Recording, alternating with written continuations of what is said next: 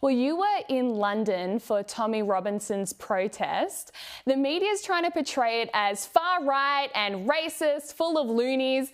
What was it really like? It was actually so much fun.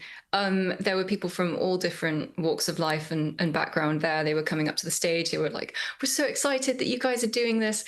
Look, people are no longer afraid of being called racist. They just want to save their countries. And for too long, the left has pushed people to censor themselves and follow a rhetoric that we don't agree with. And now people have had enough.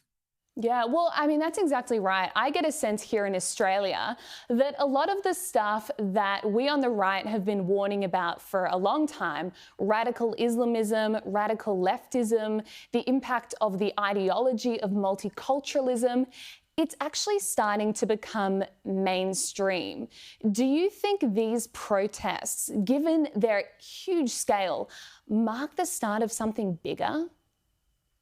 Oh, 100%. I mean, the West is not compatible with Sharia law and extreme Islam. I feel as if people are seeing the effects of it firsthand. I know a number of women who have been essayed by certain groups, and they just want someone to speak up for them. This is a huge change. We had been, on this pendulum swung so far to the left.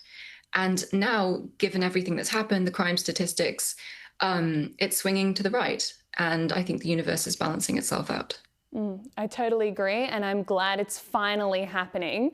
Look, let's move to the US now. Kamala Harris's memoir is coming out soon, and she's admitted that it was reckless to run Biden again. Now, the lefty ladies at The View had a revelation that maybe it would have all worked out if the Democrats had just kept quiet about Biden's condition.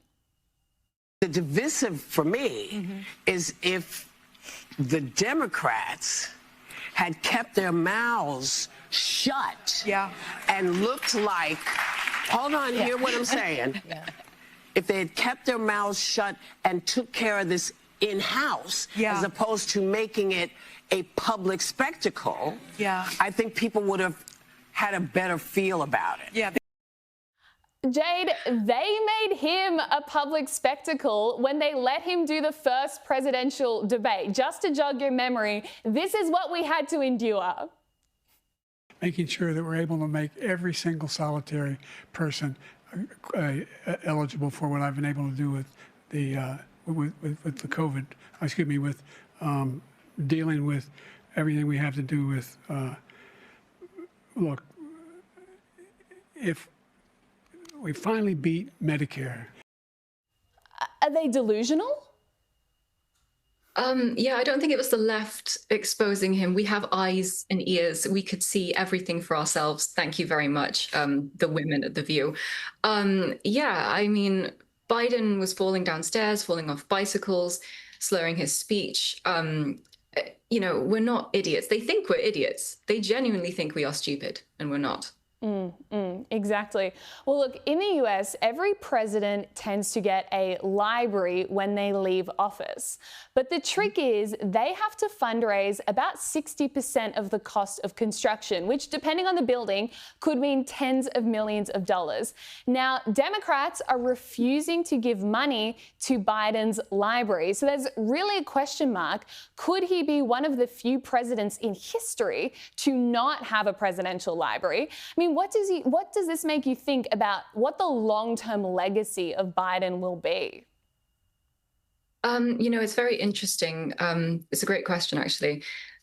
Some of the ex-donors who had donated insane amounts of money in the past have claimed that they don't want to become a target of the Trump administration if they donate to Biden's library, which simply isn't true. I'm calling BS on that. I think that, unfortunately, the truth is, what did he accomplish? Donors want to donate to something meaningful. And, someone a lot smarter than me will make that decision. But it's rather telling. And if the people who are in charge of the finances are saying, what should we donate to? Like, what did he do? Tells you everything.